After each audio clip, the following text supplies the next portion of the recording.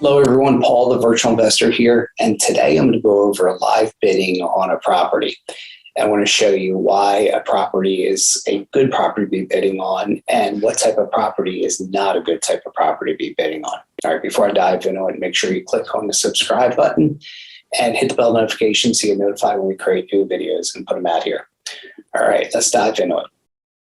All right, now here we are on an auction that's good through July 23rd to July 27th here.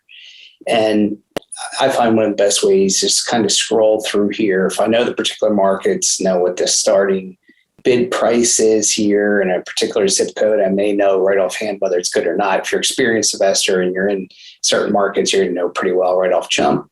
And the pictures are going to tell you a lot. But let's dive into one that caught my attention here. The reason this caught my attention is because it's a property I've had in a very similar, a couple streets down a couple years ago that I did really, really well with. And when I'm looking at, the current bid is at 64.6. You can see I'm the highest bidder on it here. The reserve price is 82,810. That's what the bank is willing to take right now. They may be willing to take a little bit less than that, and they may not. So let's look what we got here. It's a vacant property, and you definitely want to target vacant properties. And the reason you want to target vacant properties, especially if you're a virtual investor and you're out of state, much easier to handle the transaction, right? You can send an agent to look at the property or any contractor to go take a look at the property and give you a repair assessment on it. The agent will be able to give you good details on it as to condition and also potential repairs needed, and also send you comps in that particular neighborhood. All right, so let's look at some of the pictures here before we dive into Zillow. You can see the exterior just dated. Needs a little cleaning, needs a little pressure washing, maybe repaint on the exterior and clean it up a little bit. Now, let's look what we got here on Zillow. So on Zillow, the property is estimated to be a little over 150,000, 158.3. And here's pictures from when it was last on the market. These may not be current. I would say they're probably not because the electric's probably not on right now. The bank's owning it. But you see it's fairly clean, new paint. The floor looks okay. Clean up the radiator enclosure, small things. This could be a nice wholesale property. Does not have central air, right? It has wall unit air conditioners, one drawback to it. Kitchen looks pretty decent. Looks like it was updated in the past 10 or 15 years or so. Has backsplash. The windows actually look pretty good, like they were updated. And maybe not in every room, but we're going to go through the pictures and see just what we got here. Probably going to want to do new countertops and new appliances in here. But this could rent for a pretty good penny too. I believe the rental with Zillow here is around 12 or so per month, 12 or 1,300 per month, maybe a little bit more in this market. Carpet, if the carpet's still in this shape, could be salvageable. If not, you're just talking about paint, carpet so far, and some new appliances. So your classic wholesale type deal, or to make it rent ready. I may have to put some new air conditioners in here, may or may not. But so far, so good. Double hung windows, have no idea how old these are. Hopefully they're functional. They look okay, but have no way of knowing for sure. This would be a great property to get an agent into. Tile floor in the bath, tile in the shower here. This could be cleaned up potentially. And the kitchen looks okay. Looks fairly updated as we spoke about earlier. But this is your ideal type of property. It does have a shed, which is great. A nice big storage shed. A nice yard. And a nice front porch. It looks to be in pretty good condition as well. Colors could use a little updating, like I said, but it is not too bad. And what other thing I like about this property, you have dual access. You have parking right out here, street parking. But if you go down a row, you come back in the alley, you have additional parking back here. This is where the shed is. So you're going to have additional parking for this house in the back, which is a nice little bonus. And talk a little bit about that property. And the reason I like that type of property, one is clean. It's an easy wholesale. If you don't do it as a wholesale, you're going to be able to rent this property. So you always want to have multiple dispositions. So first disposition is if you want to wholesale or fix and flip, you could do a full scale fix and flip on that one. I wouldn't recommend it in that neighborhood. That is a good working class neighborhood. That's a neighborhood a lot of people want to live in. So you have a mixture of renters and also homeowners in that market. All right, now let's look at some comps here. And again, I want to review. Zillow has it around 158. I'm more in the 135 range is where I would feel comfortable with this one. And again, with 82,000 to 130, if you put 20,000 or under, you've got a little bit of a spread there. If you want to do a wholesale deal, if you want to do it as a rental, you'll be able to pull most of your cash back out and rent it for $1,270 a month. Probably around $12 to $1,250 a month would be my guesstimate that it would rent for. Potentially a little bit more in this market. Very, very hot. All right, now let's look at some comps so we can verify the numbers. This is the subject property right here.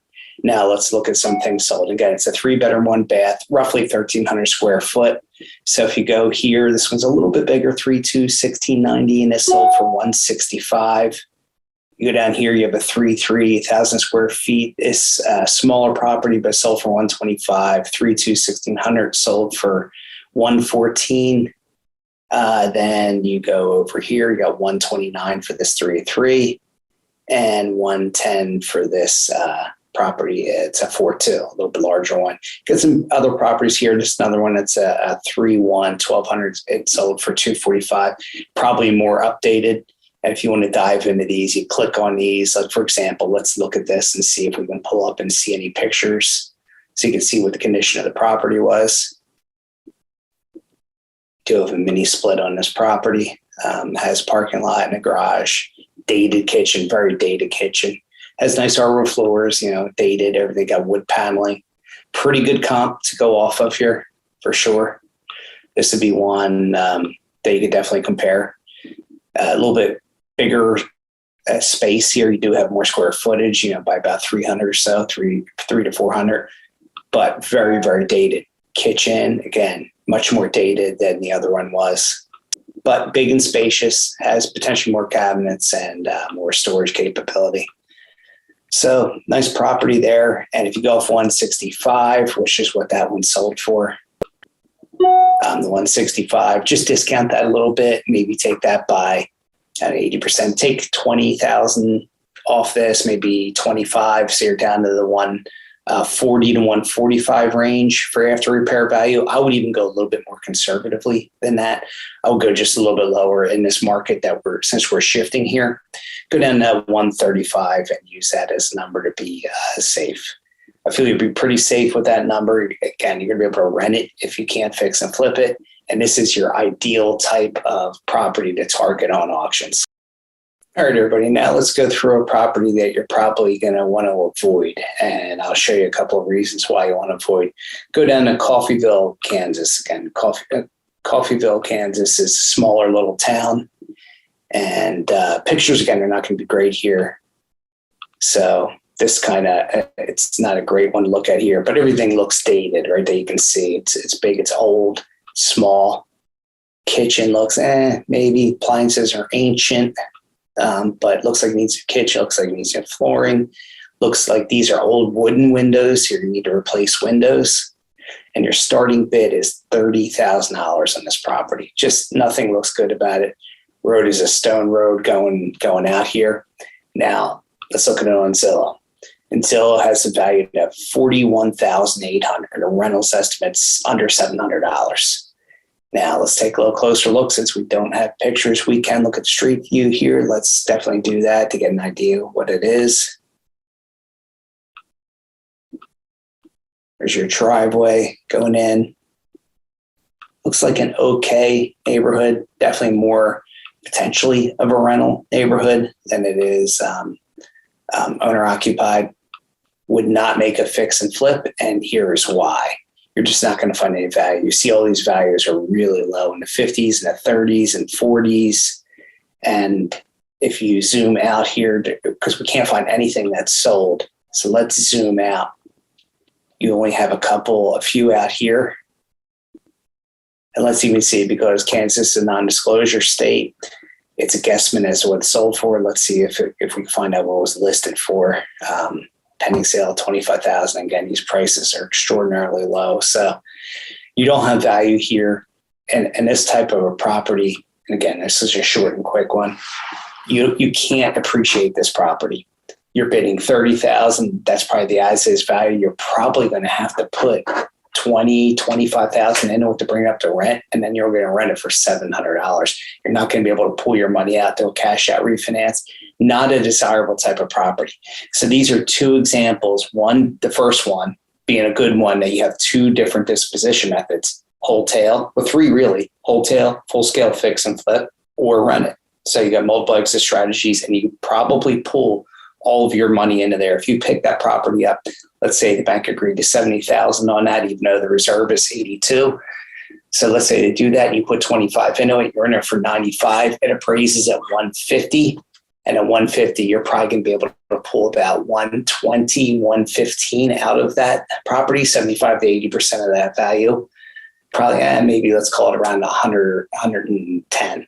And so if you're into it for just under 100, you can pull all your money out of it, and then your returns are infinite. As long as it cash flows, which it should at that number, even at a 6+% interest rate, even if you're getting towards 7 with some of these investor mortgages, you're still going to be able to cash flow this property without any issues.